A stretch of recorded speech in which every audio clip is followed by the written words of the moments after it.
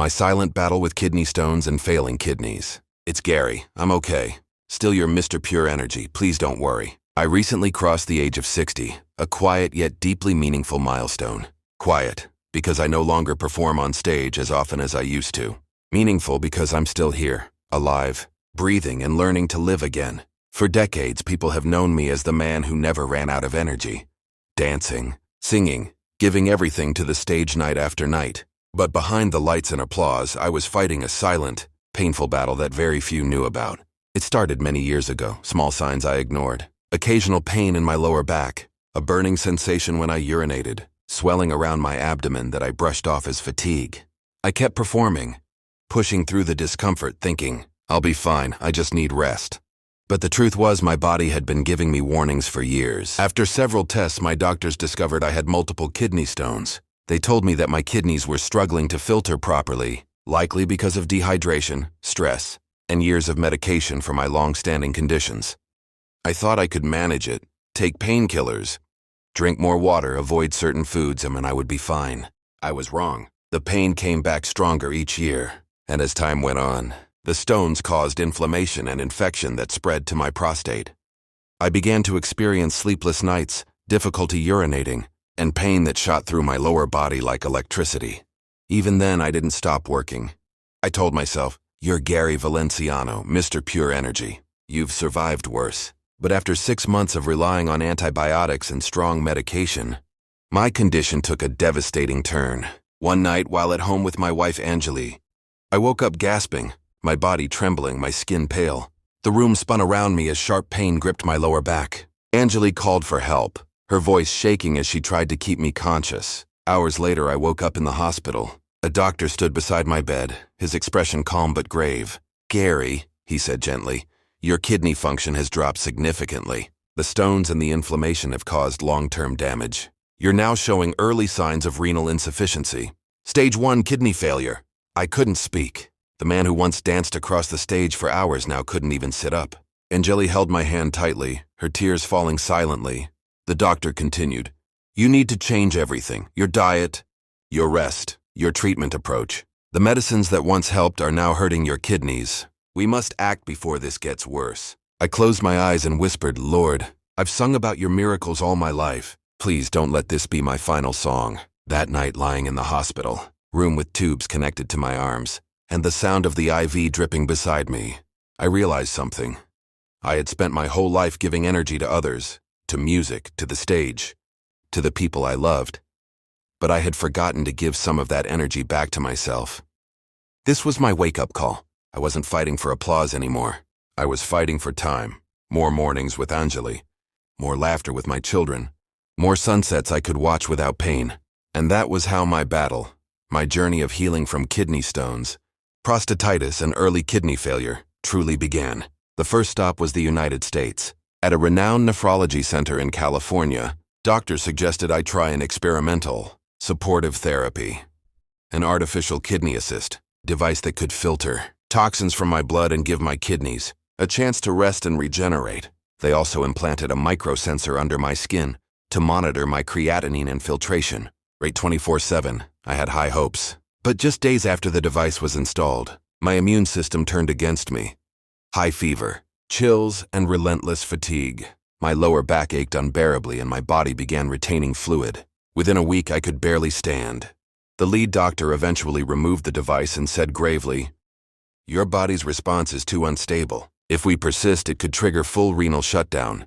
Mr. Valenciano, we must stop. I left the United States disillusioned, my heart heavy. Next, I went to Japan. There, I underwent a cutting-edge therapy, kidney tissue regeneration using stem cells, combined with Shikatsu Shokuiku, a Japanese-style nutritional system that focused on low sodium, controlled protein intake, and cellular repair through plant enzymes. I followed every instruction faithfully. No caffeine, no red meat, daily hydration cycles, herbal detox teas.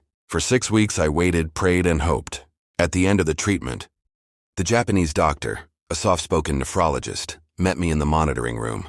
His words were gentle, but they pierced through me like glass.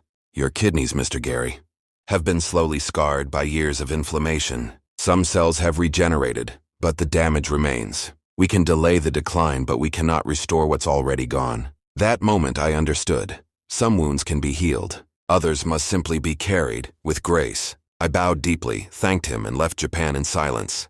When I returned home, I entered a strange stillness. Not pain, not despair, but a deep quiet inside my soul. I had walked every road, tried every treatment, only to realize that healing was never out there. It had to begin within. One Sunday morning, gray and heavy with rain, I looked at Anjali and said softly, "You stay home and rest. I need to go somewhere. Somewhere I once felt peace." I didn't explain further. She nodded, and maybe she already knew.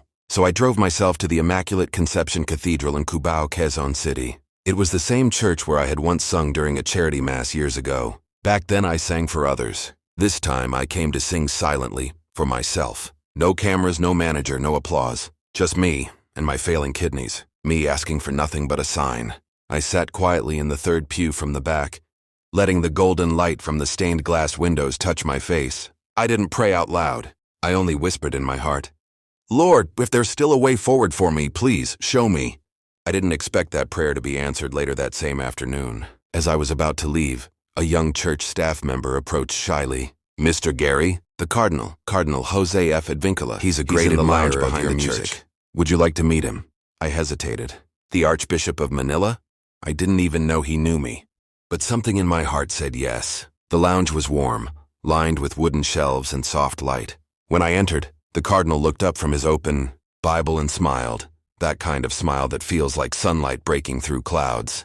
"Gary Valenciano," he said gently, "you have healed many through your music. But today, I believe the Lord wants to heal you, not just your body, but your heart." I tried to respond but felt my voice catch. I sat down across from him, and before I knew it, I found myself speaking but no confessing as to everything. The years of kidney stones that never went away. The countless procedures. The prostate inflammation that followed. The months of medication that only made my kidneys weaker. Until the doctors finally said it had turned into early-stage kidney failure. The sleepless nights, the fatigue, the fear that one day my body would simply stop keeping up.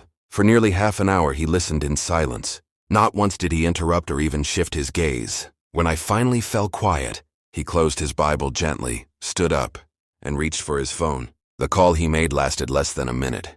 When he hung up, he wrote something on a small piece of paper, folded it carefully, and handed it to me. "Gary," he said softly, "I cannot promise that this man will heal you, but he is someone I trust deeply. He doesn't work in a big hospital. His way is different. He helps people not by fighting their illness, but by helping them rediscover balance." I unfolded the note. The handwriting was steady and deliberate. "Dr. Jaime Sonko, Bilko 5 Lot 2 Maligaya Park Subdivision, Quirino Highway, Novaliches, Quezon City. Natural kidney and prostate health specialist." The Cardinal met my eyes and smiled, his voice tender yet firm. "You've searched across the world for healing, Gary, but maybe God wants you to find the answer here, where you began. Go, not to fight your disease, but to make peace with it." In that moment, for the first time in months, something stirred in my heart. Not certainty, not even hope, but a quiet willingness. To try again. I held the piece of paper in both hands as if it were a fragile thread between life and grace. I bowed deeply and thanked the Cardinal, and from that moment, a new door began to open, a door where faith and healing would finally meet. It was late afternoon when I arrived at the address written on the note. By then I no longer carried expectations. After so many hospitals, so many hopeful beginnings that ended in disappointment, I had learned to simply wait. But this time felt different. For the first time, I wasn't coming out of fear of dying. I came because I wanted to live gently, without the constant hum of hospital machines or the ache of endless medication. There was no grand hospital waiting for me, no leady signboard, no polished lobby like the clinics in California or Tokyo, just a modest home tucked inside Maligaya Park Subdivision, Novaliches. On the gate was a small wooden sign, "Dr. Jaime Sonko, Natural Kidney and Prostate Care." As I stepped into the small yard, I was greeted by the scent of lemongrass, ginger, and something faintly minty. Inside, there was no reception desk, no rush of nurses, just a kind middle-aged woman who looked up from a ledger and smiled softly. "Please have a seat. The doctor will be with you shortly." Minutes later, he appeared. Dr. Jaime Sonko, a calm, slender man in a plain barong shirt and simple sandals. No white coat, no stethoscope. But his presence was grounding. his gaze clear and patient, the kind of presence that didn't demand attention, but invited peace. He motioned for me to follow him into the consultation room. No urgency, no flurry of tests. Instead, he poured 2 cups of warm herbal tea from a small clay pot. The aroma filled the air, earthy, soothing, familiar. "Gary," he began gently, "Cardinal Jose told me a little about what you've been through." He paused, his tone steady and kind. "I won't promise miracles. I'm not here to replace your doctors. But if you're willing to listen, truly listen, to what your body has been trying to tell you, we can begin a new kind of healing." I didn't respond immediately. I just looked at him. And in that moment, I realized something. This man wasn't trying to fix me. He wasn't seeing me as a patient to be saved, but as a person to be restored.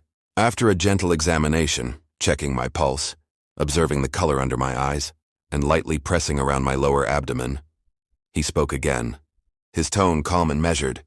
"Gary, your kidneys are exhausted. For years, they've been overworked, managing your diabetes, filtering the effects of medication, dehydration, and the stress of your performances.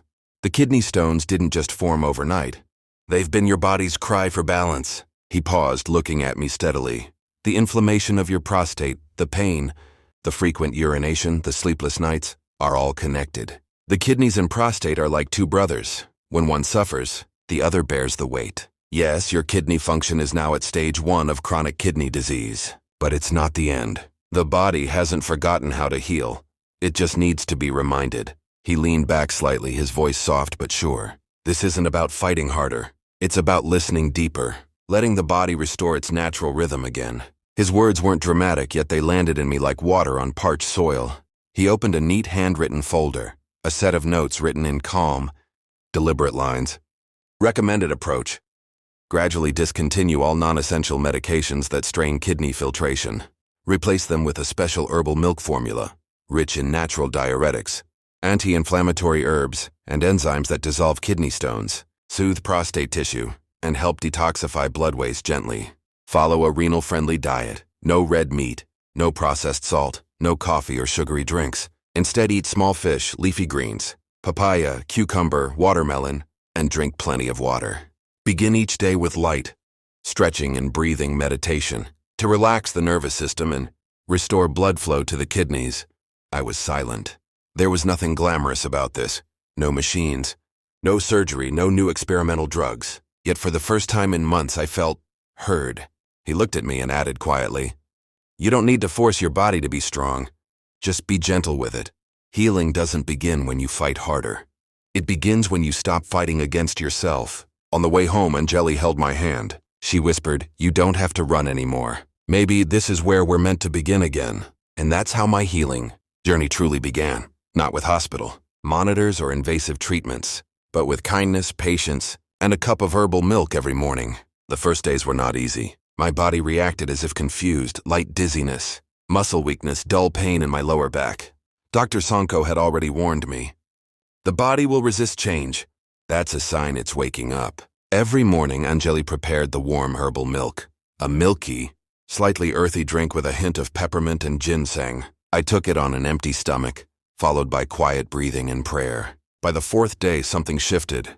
I slept through 5 hours without waking up to urinate every hour, something I hadn't done for months. The pressure in my lower abdomen eased. The constant burning sensation when I urinated started to fade. By the 3rd week, small miracles began appearing. The swelling in my ankles reduced. The dull back pain was almost gone. My urine, once cloudy and dark, turned clear. Even my energy returned, slowly but steadily. I no longer woke up feeling like a machine that needed to restart. Instead, I began to feel alive, quietly, gently. By month 2, I could walk around my yard for 30 to 40 minutes without exhaustion. The prostate pressure was gone. I could sleep through the night without interruption. My lab results, creatinine, uric acid, and PSA, prostate-specific antigen, all dropped significantly, even though I had stopped the heavy medications. Anjali cried when she saw the numbers. "Just this is enough," she said softly. "You don't have to be the man you once were. As long as you're still here, that's more than enough." By month 6, something I thought impossible became reality. My kidney function stabilized. The urologist confirmed my creatinine and GFR levels were within healthy limits. The stones had shrunk. The prostate inflammation was gone. I no longer needed diuretics, antibiotics, or painkillers, just that herbal milk and the simple diet. Every morning I thanked God for another day of clarity, for every pain-free step, for every full night of sleep. I started singing again, not on huge stages, but in small gatherings, in churches, for people who had almost lost hope. Most of all, my spirit was free again. I no longer feared the pain, the hospital, or the word failure. During one follow-up visit, Dr. Sanko looked at me and smiled. "Gary, you don't have to live like a warrior anymore. Live like a man who's finally found peace." I used to stand before thousands, under blinding lights and thundering applause. But I've learned something. Lights fade, applause ends, and the world moves on. Yet one thing remains, life. And today I live it, fully, humbly, gratefully. And that life, I almost lost it. Not from a sudden accident, but from years of neglect. Years of ignoring the quiet signals my body was sending me. Fatty liver, chronic hepatitis, cirrhosis. They were silently killing me from within. I didn't fall sick overnight. It happened after decades of living the wrong way. Late-night gigs, heavy drinking, endless stress, and the foolish belief that my body could handle anything. I'm not a doctor, and I'm not here to sell you anything. I'm just a man who once lay on a hospital bed staring at the ceiling, wondering if I'd still be breathing the next morning. And today I want to say something to you, the one quietly reading these words. Life is a choice, and you can choose again anytime. I chose life by taking a different path, not through modern medicine, not through a sudden miracle, but through faith in my body's ability to heal, in God's guidance, and in a doctor who heals not with scalpels, but with compassion. If you're tired of pills, weary from years of chronic illness, or silently asking yourself, is there still hope for me? Believe me, if you're still breathing, there's still hope. If you still have a choice, there's still a way forward. These days I often return to the places that once saved me. Churches, nursing homes, community centers, places where people, just like I once was, are quietly fighting their own battles, waiting for a ray of light. I don't just come to sing. I come to share, to listen, to hold the hand of someone drowning in despair and whisper, I was once like you, and I'm still here. I no longer sing to prove I'm Mr. Pure Energy. Now every time I sing to give thanks, because I'm still alive, still loved, and still blessed with the chance to pass on faith to those who are losing theirs. Gary Valenciano, a man who once stood at the edge of death and now lives each day with a peaceful heart. If this video inspires you, please share your thoughts in the comments and don't forget to subscribe. Thank you very much. Please take care of your health because health is wealth. Have a fantastic and blessed day.